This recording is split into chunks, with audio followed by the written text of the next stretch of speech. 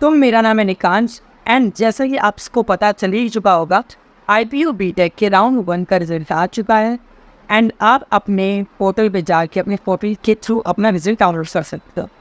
तो first of all जिन भी बच्चों को राउंड 1 में सीट अलॉट हो चुकी है उनको बहुत सारी शुभकामनाएं एंड बहुत ज़्यादा मुझे अच्छा लग रहा है कि आपको सीट मिल चुकी है पहले ही राउंड में।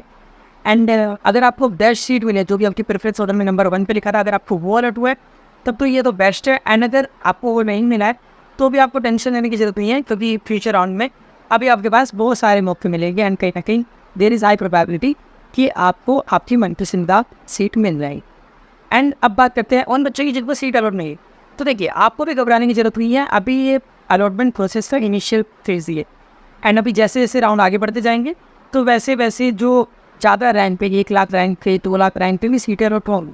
एंड इवन इस बार तो थोड़ा ये मामला और बदला है, क्योंकि इस बार पहले ही राउंड में जो कट ऑफ PDF आई है उसमें देखने को मिला है कि 1 लाख रैंक पे राउंड 1 में सीट अलॉट हुई है बच्चों को। तो ये बहुत ज़्यादा बड़ी बात है। ठीक है, अभी 1 बाय 1 सब पे हम बात करते हैं। ठीक है, तो जैसे कि मैंने बताया कि जिन बच्चों को सीट नहीं मिली है उनको घबराने की जरूरत नहीं है, क्योंकि फ्यूचर राउंड में उनको डेफिनेटली सीट मिल जाएगी यहाँ पे। ओके, यहाँ पर प्रोबेबिलिटी बहुत ज़्यादा हाई है।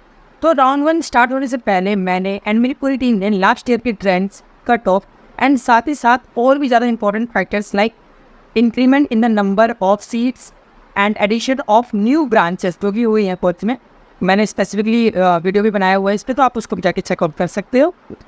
तो हमने ये सारे फैक्टर्स को एनालाइज करते हुए पहले ही बोला था, पहले ही समझा था कि कहीं ना कहीं इस बार जो ज़्यादा रैंक पे पहले ही राउंड में सीट नहीं स्टार्ट जाएगी। अभी ज़्यादा रैंक का मतलब मैं अच्छे रैंक नहीं कह रहा, ये पीछे के रैंक, ठीक है, जो 1 लाख से ऊपर के रैंक है उनको मैं यहाँ पे डिफाइन कर रहा हूँ। ठीक है, तो हुआ भी यही है, जैसा हमने सोचा था वैसे ही हुआ। इस बार जो कट ऑफ आई है, जो कट ऑफ PDF आई है, उसमें देखने को मिल चुका है कि काफ़ी सारे कॉलेजेस में, अच्छे कॉलेजेस में इस बार 1 लाख से ऊपर रैंक तो भी CSE IIT जैसी ब्रांचें मिली। तो ये बहुत ज़्यादा बड़ी बात है।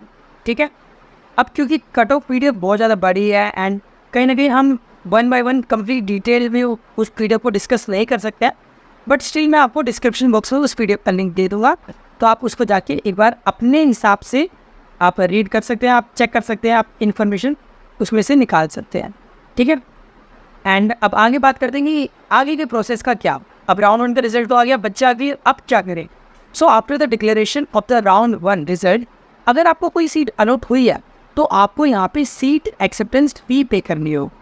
अब सीट एक्सेप्टेंस फीस जो होती है वो 96,000 रुपीज़ है फॉर द BTech प्रोग्राम। बहुत सारे बच्चे कंफ्यूज हो रहे थे क्योंकि वेबसाइट पे यहाँ पे 2 सीट एक्सेप्टेंस फी मेंशन है, एक थी 96,000 और एक थी 60,000। तो मैं आपको यहाँ पे क्लैरिटी देना चाहूँगा कि जो 60,000 रुपीज़ फी थी वो B.Ed एंड बाकी अलग प्रोग्राम्स की थी। हमारे BTech की बात करें तो उसकी 96,000 ही है। ठीक है, कंप्लीट आपको श्योरिटी के साथ रहना है कि 96,000 रुपीज़ है। ओके, अब हम 1 बाय 1 बात करते हैं कि आगे क्या। तो जैसे मैंने आपको बताया, आपको सीट एक्सेप्टेंस फी पे करनी होगी 96,000 रुपीज़। अब ये आपको पे करनी ही होगी। ठीक है, अगर आपको जो भी सीट अलॉट हुई है, अगर आपको वो नहीं भी चाहिए, मेरे को ये अच्छा नहीं लग रहा, तब भी आपको वो सीट एक्सेप्टेंस फी पे करनी होगी। अगर आप नहीं करोगे तो आपको यहीं से बाहर निकाल दिया जाएगा फ्रॉम द काउंसिलिंग। ठीक है, तो आप पे कर दो। अगर आपको सीट नहीं भी चाहिए होगी बाद में तो आप विड्रॉल कर पाओगे, उसमें इशू नहीं आएगा।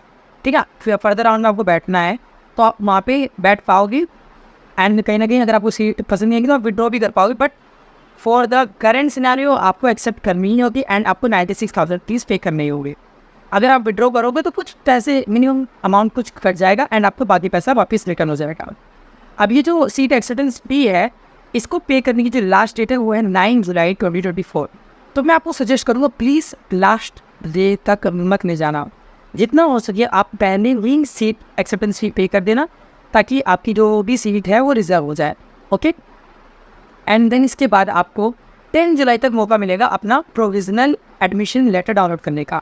प्रोविजनल एडमिशन लेटर बेसिकली एक ये लेटर होता है जिसमें आपके डिटेल्स, आपको कौन से राउंड में कौन सी सीट किस कॉलेज में अलॉट हुई है, ये सारी इन्फॉर्मेशन लिखी रहती है। तो आपको ये सॉफ्ट फॉर्म यानी कि PDF में भी डाउनलोड कर लेनी है एंड साथ ही साथ आपको ये फिजिकल फॉर्म में यानी कि आपको प्रिंट आउट भी इसका निकाल के रखना है। प्रिंट आउट क्यों? ताकि आगे आने वाले जो फिजिकल वेरिफिकेशन होगा, जब आपको कॉलेज जाना पड़ेगा खुद को वेरीफाई करने के लिए, तो उसमें ये रिक्वायर्ड रहेगा। तो आप पहले से उसको निकाल के रखिए। ठीक है, डेफिनेटली आप बाद में भी निकल पाएंगे, उसमें इशू नहीं। बट स्टिल अगर आप पहले से निकालेंगे तो थोड़ा बेटर रहेगा, ठीक है। 10 जुलाई तक आपको विड्रॉल का भी ऑप्शन मिल जाएगा अगर आपको विड्रॉल करना होगा, अगर आपको आगे नहीं बैठना होगा। अगर वैसे तो बहुत कम केस में ऐसा होता है, बट अगर आपको मान लीजिए आगे फर्दर राउंड्स में नहीं बैठना तो आप अभी ही विड्रॉल कर पाएंगे 10 जुलाई को, ठीक है। अब आप ये मत सोचना कि सीट एक्सेप्टेंस फी पे करने के बाद 10 जुलाई के बाद आप अगर विड्रॉल करना चाहेंगे तो नहीं कर पाएंगे, ऐसा नहीं है। अभी आगे आने वाले राउंड में भी आपको चांस मिलेगा कि आप विड्रॉल कर पाओ, ठीक है। राउंड 2 के बाद भी कुछ 2 दिन का टाइम मिलेगा जिसमें आपके पास ऑप्शन रहेगा कि अगर आपको सीट कोई भी नहीं चाहिए तो आप विड्रॉ कर सकते हो, आपके पैसे आपको वापस मिल जाएंगे, ठीक है। अब सीट एक्सेप्टेंस फी पे करने के बाद आपके पास 3 ऑप्शन होंगे। ये 3 ऑप्शन है फ्रीज, लोड एंड स्लाइड। अब वन बाय वन हम बात करते हैं कि आपको किस ऑप्शन को सिलेक्ट करना चाहिए एंड क्यों, ठीक है। तो ये मैं आपको बड़े आसान शब्दों में एक केस सिनेरियो की तरह बताता हूँ, ठीक है। मान लीजिए कि आपको जो भी सीट अलॉट हुई है आप उससे पूरी तरीके से सेटिस्फाइड है कि हाँ यही मेरे को सीट चाहिए थी, मेरे को आगे राउंड से कोई मतलब नहीं है, मेरे को किसी राउंड में कुछ नहीं बैठना, मेरे को जो सीट मिल रही है मेरे को यही सीट चाहिए। अगर आपकी सोच ये है, अगर आपको ऐसा फील हो रहा है तो आप इस केस में फ्रीज ऑप्शन को सिलेक्ट करेंगे। फ्रीज ऑप्शन का मतलब है आप आगे आने वाले राउंड में नहीं बैठेंगे एंड आपको इसी राउंड में आपकी जो सीट है वो आपको मिल जाएगा, ओके। सेकंड केस में अगर आपको जो सीट अलॉट हुई है आपको हो रहा है कि हाँ ठीक है मैं सीट में कुछ मिल रही है वो तो ठीक है, बट शायद आगे आने वाले राउंड में मैं बैठूं तो मेरे को बेटर सीट मिल जाए, तो इस केस में आप फ्लोट ऑप्शन का यूज़ करेंगे। एंड टू बी ऑनेस्ट ये बेस्ट ऑप्शन है एंड मैं भी आपको सजेस्ट करूँगा कि इररिस्पेक्टिव ऑफ योर रैंक और what ever seat you get, ठीक है, जो भी आपको सीट मिल रही है आपको वो सब ना सोचो, फ्लोट ऑप्शन की तरफ जाना है ताकि आपके पास चांस रहे बेस्ट पॉसिबल सीट पाने का, ठीक है। तो आपको यही ऑप्शन सेलेक्ट करना होगा। अब इससे होगा क्या, बेसिकली आपको जो सीट मिल रही है वो आपकी रिजर्व रहेगी, बट आपके पास चांस रहेगी कि आप बेटर सीट आपको मिल जाए, ठीक है। तो अगर आपको बेटर सीट अलॉट होगी तो आप डेफिनेटली अपनी शिफ्ट कर पाएंगे, ठीक है। मैं आपको एक एग्जांपल से समझाता हूँ। मान लीजिए कि हाइपोथेटिकली मैं आपको दे रहा हूँ कि मान लीजिए आपको BPIT में यहाँ पे IT मिल रही थी, ठीक है, सॉरी ITCS मतलब व्हाटएवर जो भी मिल रही हो, ठीक है। आप मान लीजिए कुछ आपको वहाँ पे कोई अच्छी इसी ब्रांच मिल रही है एंड आपको हो रहा है कि यार ठीक है मिल रही है अच्छी बात है, बट हो सकता है कि आगे मैं बैठूँ तो मेरे को अगले शहर में या इवन किसी भी बेटर कॉलेज में सीट अलॉट हो जाए। तो अगर आपके दिमाग में ऐसा चल रहा है तो आप फ्लोट ऑप्शन का सहारा देंगे, ठीक है। फ्लोट ऑप्शन का सहारा लेने से क्या होगा, अगर आपको बेटर सीट मिलेगी तो आप वो तो ले पाएंगे, अगर बाई चांस अगर आपको नहीं मिली तो आप एटलीस्ट आपकी जो सीट पहले थी वो तो रिजर्व रहेगी, ठीक है। तो ये बेस्ट ऑप्शन है, यहाँ पे आपको कन्फर्मेशन रहेगा कि हाँ सीट मेरी रिजर्व है, ठीक है। थर्ड केस की बात करते हैं जो हमारा स्लाइड ऑप्शन।